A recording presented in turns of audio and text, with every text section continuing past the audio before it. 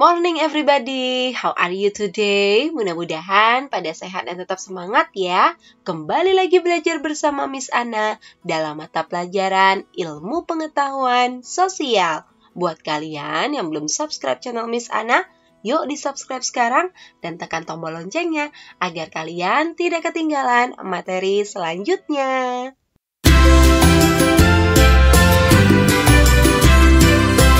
Seperti biasa ya anak-anak, sebelum memulai pembelajaran, marilah kita berdoa menurut agama dan kepercayaan masing-masing.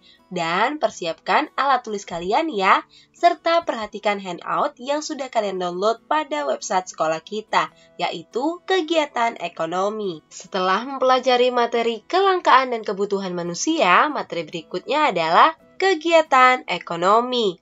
Adapun tujuan pembelajaran kali ini, Miss Ana harapkan peserta didik dapat mendeskripsikan kegiatan ekonomi, mengidentifikasi tujuan kegiatan ekonomi, mendeskripsikan nilai guna barang, mengidentifikasi faktor-faktor produksi, dan mengidentifikasi cara mendistribusikan barang. Perhatikan gambar pada layar kalian ya. Gambar pertama, gambar kedua, dan gambar ketiga. Adakah perbedaan kegiatan dari ketiga gambar tersebut? Apa yang membedakan masing-masing gambar tersebut? Jawab di kolom komentar ya. Nah, dari gambar sebelumnya menunjukkan kegiatan ekonomi yang dilakukan manusia dengan tujuan untuk memenuhi kebutuhan, di mana kegiatan yang dilakukan manusia tentunya tergantung dari tujuan masing-masing individu. Oleh karena itu, kegiatan manusia dalam memenuhi kebutuhan disebut kegiatan ekonomi. Nah, kegiatan ekonomi terbagi menjadi 3 ya, yaitu konsumsi, produksi, dan distribusi. Yuk kita bahas satu-satu. Kegiatan pertama, konsumsi. Konsumsi adalah setiap kegiatan memakai, menggunakan, atau menghabiskan kegunaan setiap barang, baik secara berangsur-angsur atau sekaligus habis. Barang yang digunakan secara berangsur-angsur, contohnya buku pelajaran dan tas. Sementara barang yang digunakan sekaligus habis, contohnya makanan dan minuman. Adapun tujuan konsumsi adalah untuk memenuhi kebutuhan demi menjaga kelangsungan hidupnya. Nah, orang atau pihak yang memakai, menggunakan, atau menghabiskan kegunaan setiap barang disebut konsumen. Jelas ya? Kegiatan kedua, produksi. Produksi adalah kegiatan menghasilkan atau menciptakan suatu barang atau jasa, atau kegiatan menambah guna suatu barang atau jasa. Nah, orang atau lembaga yang menghasilkan barang atau menambah kegunaan barang disebut produsen. Adapun tujuan produsen menghasilkan barang. Pertama, memenuhi kebutuhan konsumen. Kedua, memperoleh keuntungan. Dan ketiga, menjaga kontinuitas barang atau jasa. Jelas ya? Setiap barang memiliki nilai guna atau utilitas yang berbeda-beda. Perbedaan nilai guna tersebut dapat kita lihat dari nilai guna bentuk, nilai guna tempat, nilai guna waktu, dan nilai guna kepemilikan.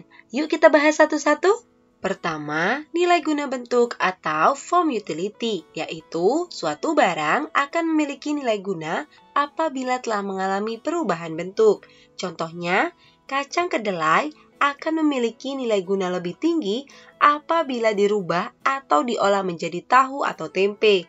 Nah, perubahan nilai guna tersebut akan mempengaruhi harga dan manfaat barang tersebut. Maka, harga dan manfaat dari tahu atau tempe lebih tinggi dibandingkan dengan kacang kedelai. Jelas ya? Kedua, nilai guna tempat atau place utility, yaitu nilai guna suatu barang akan lebih tinggi karena perbedaan tempat. Misalnya, pasir akan bertambah nilai gunanya kalau dibawa ke toko bangunan. Jelas ya? 3. Nilai guna waktu atau time utility, yaitu nilai guna suatu barang akan bertambah kalau barang tersebut digunakan pada saat yang tepat. Misalnya, payung kita gunakan pada saat hujan. Nah, nilai guna barang tersebut akan bertambah kalau kita menggunakan saat kita membutuhkan. Jelas ya? Keempat, nilai guna kepemilikan atau ownership utility, yaitu nilai guna suatu barang akan bertambah apabila barang tersebut telah berpindah ke pemilikannya. Misalnya, buku di toko belum memiliki nilai guna, hanya sebagai pajangan saja. Nah, ketika dibeli oleh seseorang, buku tersebut memiliki nilai guna, sehingga bisa dibaca ya. Perlu diingat anak-anak, nilai guna bukan hanya ditentukan oleh kepemilikan saja, akan tetapi dapat juga dilihat dari siapa yang memilikinya. Seperti seorang pemilik restoran akan lebih baik apabila memiliki juru masak yang terkenal. Nah, itulah 4 nilai guna barang. Jelas ya? Kemudian, untuk menghasilkan barang, produsen harus ingat 3 hal, yaitu what, how, dan whom. Produsen harus mengetahui barang-barang apa saja yang akan dihasilkan dan bahan-bahannya apa saja ya. Nah, ini berhubungan dengan tujuan dari produksi itu, di mana tujuan produksi untuk menghasilkan barang produksi atau barang konsumsi. Setelah mengetahui barang apa saja yang ingin diproduksi, produsen harus tahu nih, bagaimana memilih faktor-faktor produksi untuk memproduksi barang, karena menyangkut tenaga kerja, modal, dan bahan baku dengan tujuan memproduksi barang atau jasa yang berkualitas dan harga jual murah. Kemudian, produsen harus tahu kepada siapa barang produksi tersebut didistribusikan. Permasalahan yang ditimbulkan bukan sekedar bisa menghasilkan barang, akan tetapi barang dihasilkan harus diterima oleh masyarakat. Oleh karena itu, seorang pengusaha perlu mengadakan promosi agar barang hasil produksinya dikenal dan disukai oleh masyarakat. Jelas ya? Lalu, dalam menghasilkan barang, diperlukan yang namanya faktor produksi atau sumber daya ekonomi, antara lain faktor produksi alam, faktor produksi tenaga kerja, faktor produksi modal, dan faktor produksi kewirausahaan atau skill. Yuk kita bahas satu-satu. Faktor produksi yang pertama yaitu alam adalah faktor produksi yang disediakan oleh alam sebagai bahan mentah atau bahan baku produksi, seperti tanah sebagai sumber daya alam dan manusia dapat menggunakannya untuk lahan pertanian, pabrik, perkebunan, peternakan, tempat untuk usaha, dan lain-lain. Hutan dapat menghasilkan bahan mentah kayu dan barang-barang tambang seperti emas, biji besi, minyak bumi, dan gas alam. Jelas ya? Faktor produksi kedua yaitu tenaga kerja adalah sumber daya manusia yang dapat digunakan kemampuannya untuk proses produksi. Tenaga kerja terbagi menjadi 3, yaitu tenaga kerja terdidik, tenaga kerja terlatih, dan tenaga kerja tidak terdidik dan tidak terlatih. Tenaga kerja terdidik adalah tenaga kerja yang menempuh pendidikan formal, contohnya dokter dan guru. Sementara tenaga kerja terlatih adalah tenaga kerja yang memiliki keterampilan yang terlatih, contohnya montir dan penjahit. Lalu, tenaga kerja tidak terdidik dan tidak terlatih adalah tenaga kerja yang tidak melalui pendidikan formal dan keterampilan terlatih. Contohnya, tukang sapu dan tukang sampah. Jelas ya? Faktor produksi ketiga yaitu modal. Modal adalah segala hasil produksi yang dibuat manusia dengan tujuan untuk menghasilkan barang-barang atau jasa-jasa lain. Modal tidak hanya berupa uang ya, tetapi bisa juga berupa barang. Contohnya gedung, mesin, bahan mentah atau bahan baku yang digunakan dalam proses produksi. Jelas ya? Faktor produksi yang keempat yaitu kewirausahaan atau skill.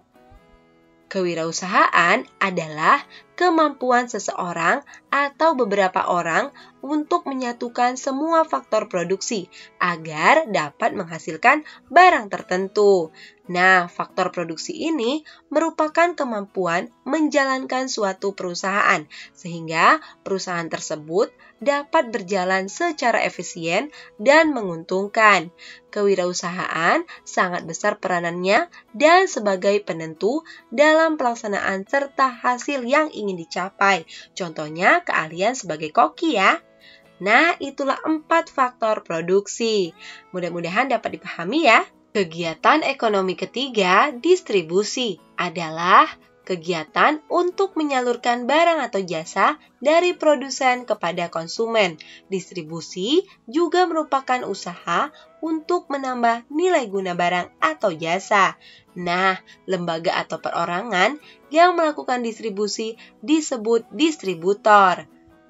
Dalam kegiatan distribusi bisa dilakukan oleh perorangan atau lembaga distribusi atau perantara. Jelas ya? Adapun tujuan distribusi. Pertama, menyalurkan barang dari produsen kepada konsumen. Kedua, agar hasil produksi lebih berguna bagi masyarakat. Ketiga, kebutuhan masyarakat akan barang atau jasa terpenuhi. Dan keempat, agar kontinuitas produksi terjamin. Jelas ya? Adapun cara untuk mencapai tujuan distribusi agar barang sampai kepada konsumen. Pertama, distribusi langsung. Kedua, distribusi semi langsung. Dan ketiga, distribusi tidak langsung. Distribusi langsung adalah distribusi barang atau jasa tanpa melalui perantara, sehingga penyaluran langsung dari produsen kepada konsumen. Contohnya, pedagang sate langsung menjual barangnya kepada konsumen. Sementara distribusi semi langsung adalah sistem distribusi dari produsen kepada konsumen melalui pedagang perantara yang merupakan bagian dari produsen. Contohnya, pabrik tekstil menyalurkan kainnya melalui penyalur khusus. Nah, distribusi tidak langsung adalah sistem distribusi dari produsen kepada konsumen melalui agen, grosir, pedagang kecil yang bertindak sebagai pedagang perantara. Jelas ya? Sekarang, buatlah masing-masing satu contoh dari kegiatan ekonomi, konsumsi, produksi, dan distribusi yang pernah kamu lakukan. Tulis di kolom komentar ya. Demikianlah materi kita mengenai kegiatan ekonomi. Mudah-mudahan dapat dipahami dan bermanfaat ya. Jika ada yang ingin ditanyakan, silakan di kolom komentar. Nah, buat kalian yang belum subscribe channel Miss Ana, yuk di-subscribe sekarang dan tekan tombol loncengnya agar kalian tidak ketinggalan materi pembelajaran selanjutnya. Tetap semangat dan berprestasi walau di masa pandemi. Terima kasih. See you!